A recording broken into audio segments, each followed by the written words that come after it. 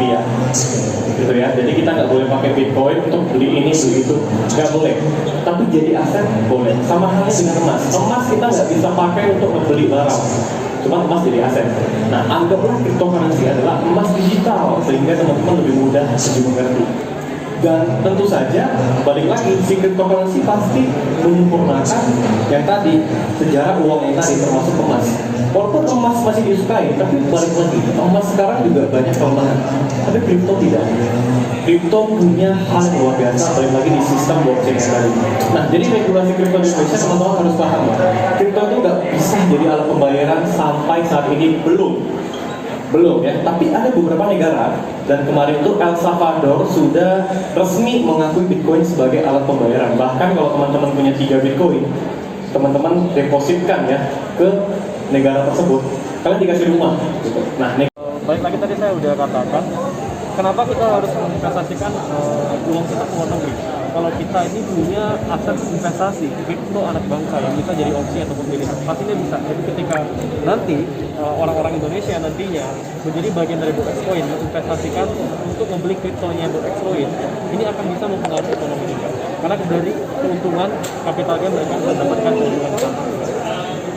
Dengan kita akan segera melisting.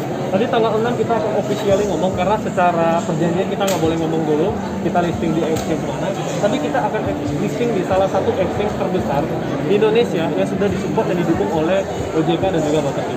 Pastinya ketika kita nanti official masuk ke sana, kita akan benar-benar didukung dan dapat support dari negara kita sendiri. Ini kan adanya project dari BotX, yaitu kita melaunching sebuah aplikasi yaitu copy trading platform. Nantinya bisa membantu untuk teman-teman warga-warga negara Indonesia atau siapapun untuk bisa menginvestasikan uangnya dan mendapatkan keuntungan dari situ. Karena kita tahu bahwasanya warga Indonesia, ini Menteri Keuangan sendiri yang ngomong, Ibu Sri Mulyani ngomong bahwasanya orang Indonesia bekerja keras, tapi uangnya tidak bekerja keras. Itulah kenapa negara lain bisa jadi negara maju, kita masih negara berkembang. Tapi jangan sedih, jangan khawatir. Ini hanya menunggu waktu. Apabila kita sebagai orang Indonesia udah punya kebiasaan bekerja keras, dan aset dan uang kita itu bisa bekerja keras juga, bisa diinvestasikan, itu akan membuat perekonomian kita semakin baik. Target kita adalah kita akan sosialisasi tentang Boxcoin ke kota-kota terlebih dahulu, dan nantinya juga tidak menutup kemungkinan ke desa-desa. Cuman saat ini kita dalam kondisi yang pandemi dan ini juga cukup sulit ya buat kita. Tapi tidak masalah, kita akan fokus untuk ke online-nya sehingga bisa menjangkau lebih banyak. Kita akan segera sosialisasi melalui sosial media.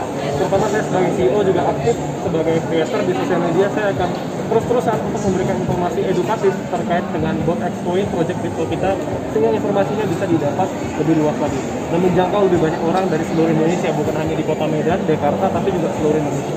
Oke.